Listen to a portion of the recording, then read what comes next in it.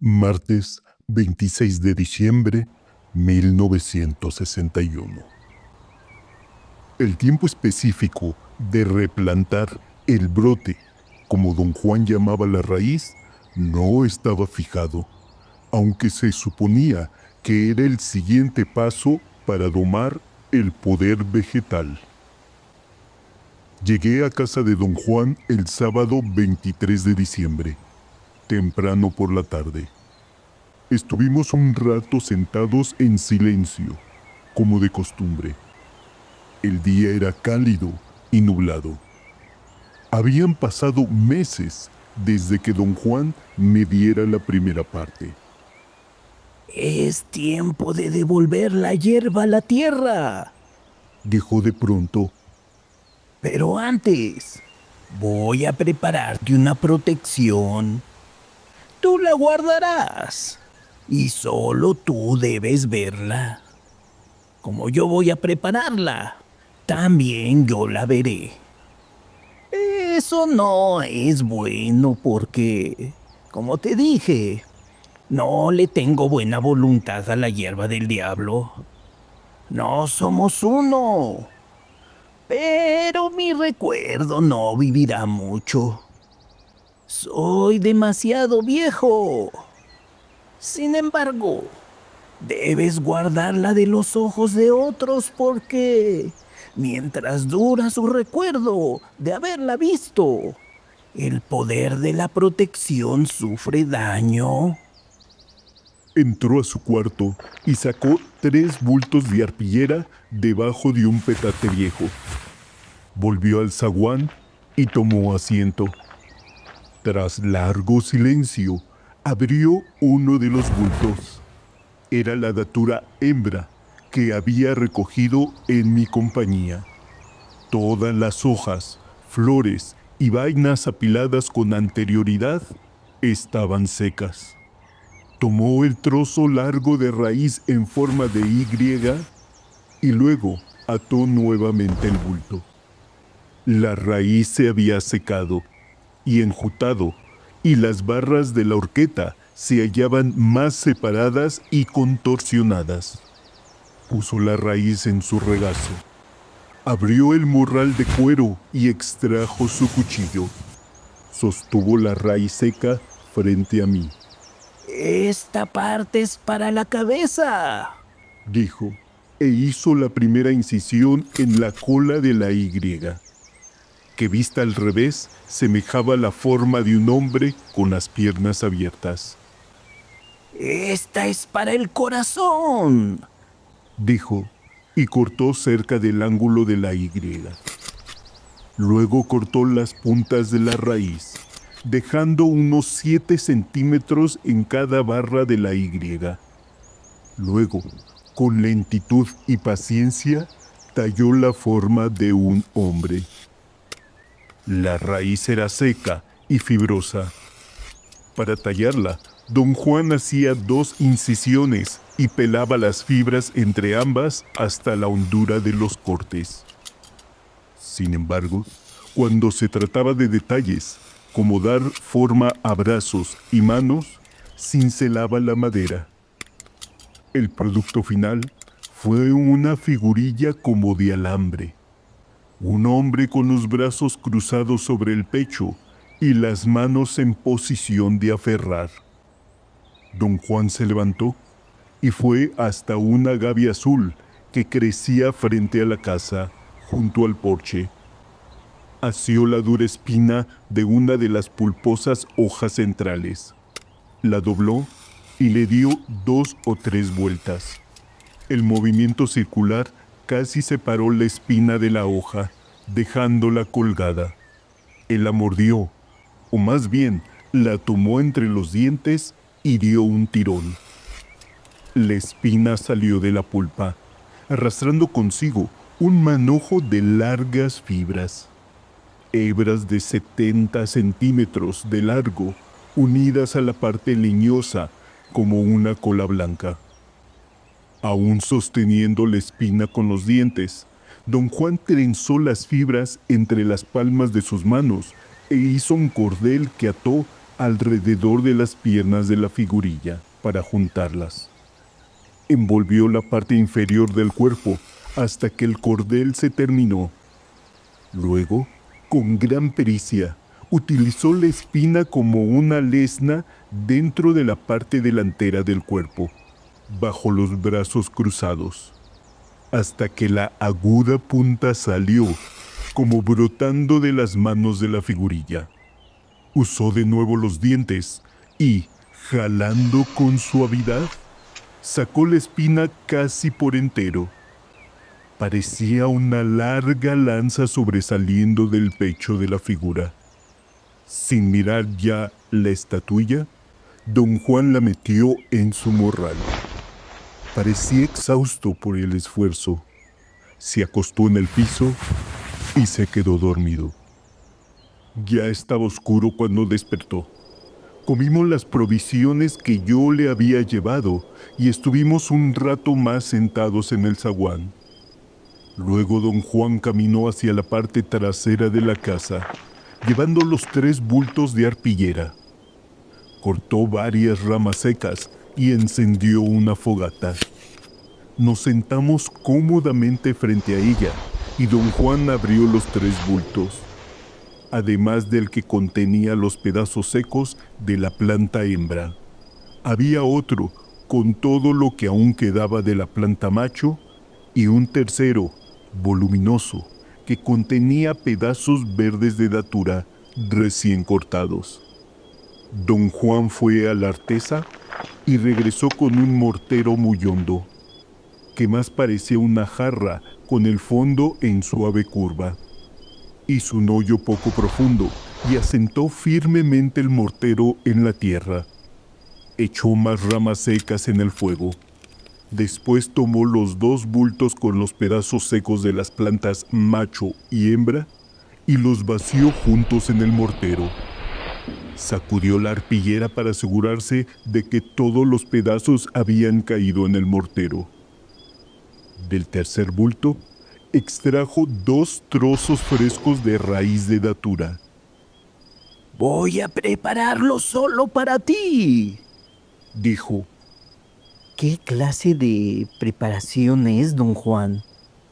Uno de estos pedazos viene de una planta macho, el otro de una planta hembra. Esta es la única vez que se deben juntar las 2 plantas. Los pedazos vienen de 1 metro de hondo. Los maceró con golpes parejos de la mano del mortero.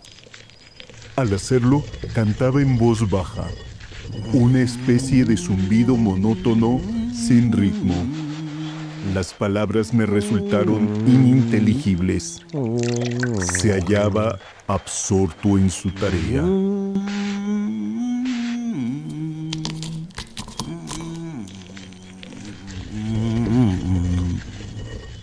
Cuando las raíces estuvieron completamente maceradas, tomó del bulto algunas hojas de datura. Estaban limpias y recién cortadas, todas intactas, sin cortes ni agujeros de gusano. Las echó en el mortero una por una.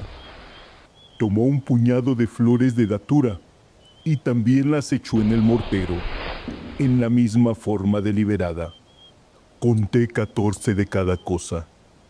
Luego sacó un manojo de vainas frescas, verdes. Conservaban sus espinas y no estaban abiertas. No pude contarlas porque las echó todas juntas en el mortero, pero supuse que también eran 14. Añadió 3 tallos de datura sin hojas. Eran rojos oscuros y estaban limpios, y, a juzgar por sus ramificaciones múltiples, parecían haber pertenecido a unas plantas grandes. Tras poner en el mortero todos estos ingredientes, los convirtió en una pulpa con los mismos golpes parejos. En determinado momento, inclinó el mortero y con la mano empujó la mezcla en una olla vieja. Me alargó la mano. Pensé que quería que se la secara. En vez de ello, Tomó mi mano izquierda y con un movimiento muy rápido separó los dedos medio y anular tanto como pudo. Luego, con la punta de su cuchillo, me hirió entre ambos dedos y desgarró hacia abajo la piel del anular. Actuó con tanta habilidad y rapidez que cuando retraje la mano, ésta tenía una cortada honda y la sangre fluía en abundancia. Cogió nuevamente mi mano, la puso sobre la olla y la apretó para forzar la salida de más sangre. El brazo se me adormeció. Me hallaba en un estado de shock, extrañamente frío y rígido, con una sensación opresiva en el pecho y en los oídos. Sentí que resbalaba sobre mi asiento. Me estaba desmayando. Don Juan soltó mi mano y agitó el contenido en la olla. Al recuperarme del shock, me sentí realmente enojado con él. Tardé bastante tiempo en recobrar la compostura.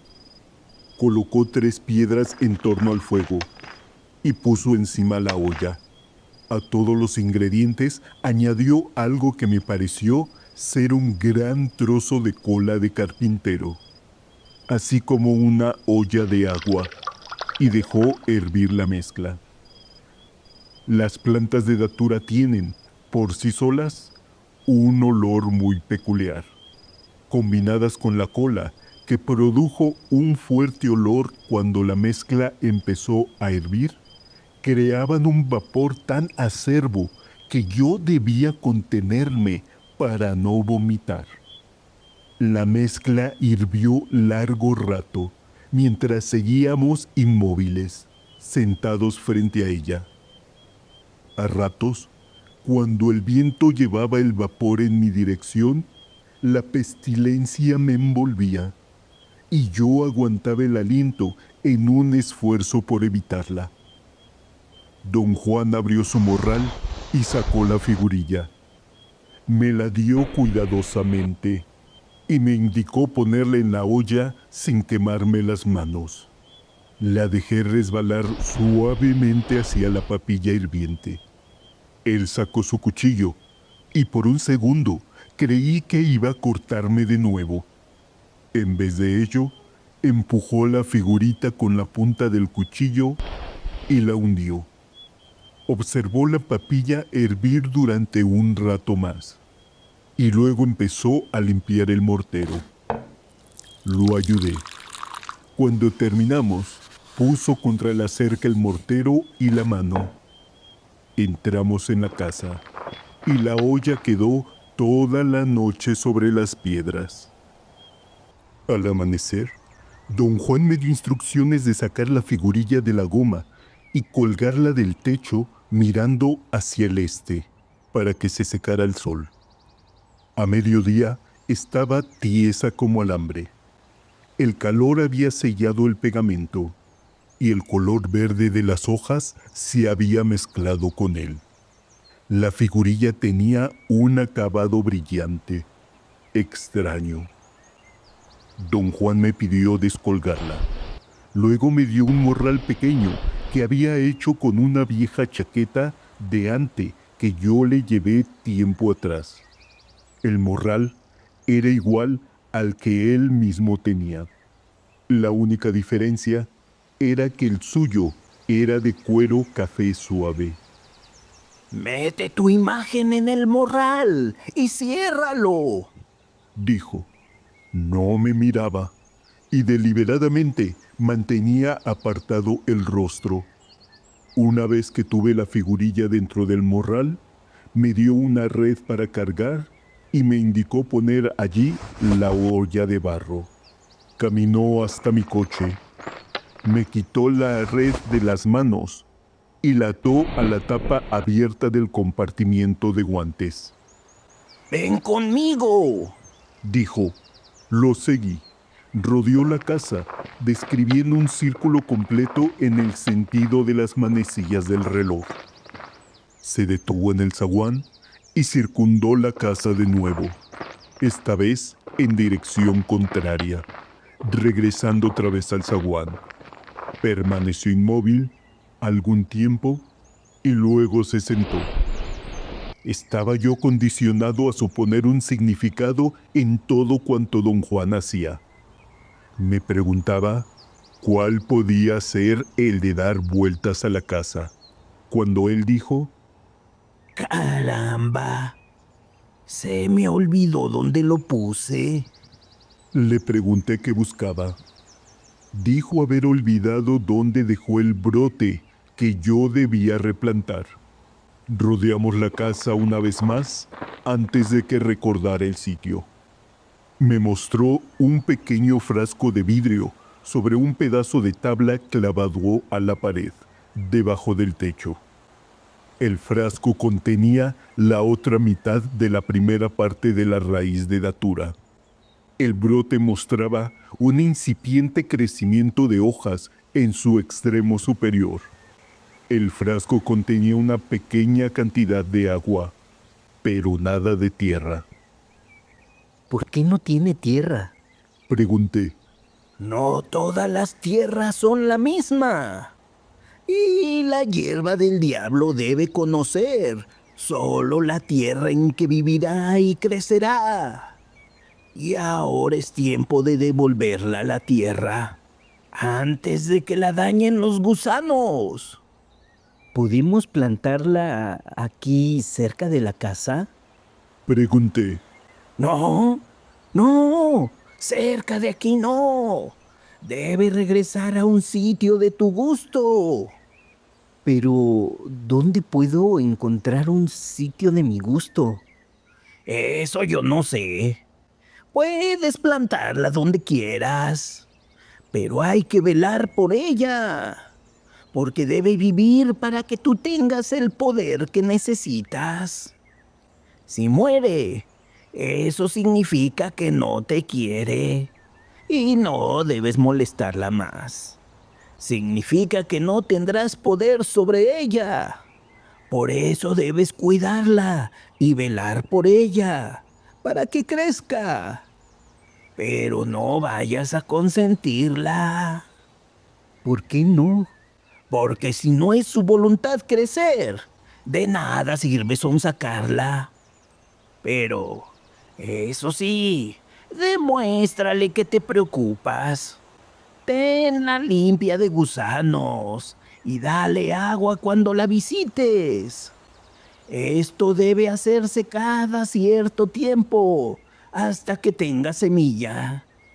Después de que las primeras semillas germinen, estaremos seguros de que te quiere. Pero, don Juan, no me es posible cuidar la raíz como usted dice. Si quieres su poder, debes hacerlo. No hay otra manera. ¿Puede usted cuidármela mientras no estoy aquí, don Juan? No, yo no. No puedo. Cada quien debe alimentar su propio brote. Yo tuve el mío. Ahora tú debes tener el tuyo. Y solo cuando dé semillas, como te dije, podrás considerarte listo para aprender. ¿Dónde piensa usted que debo replantarla? Eso es para que tú solo lo decidas. Y nadie debe saber el lugar, ni siquiera yo. Así es como hay que replantar. Nadie, pero nadie, puede saber dónde está tu planta. Si un extraño te sigue o te ve, toma el brote y corre para otro lado. Cualquiera podría causarte un daño como no te imaginas, con solo manosear el brote. Podría aliciarte o matarte. Por eso ni siquiera yo debo saber dónde está tu planta. Me alargó el frasquito con el brote. ¡Agárralo ya! Lo tomé. Entonces me llevó casi a rastras a mi coche. Ahora debes irte.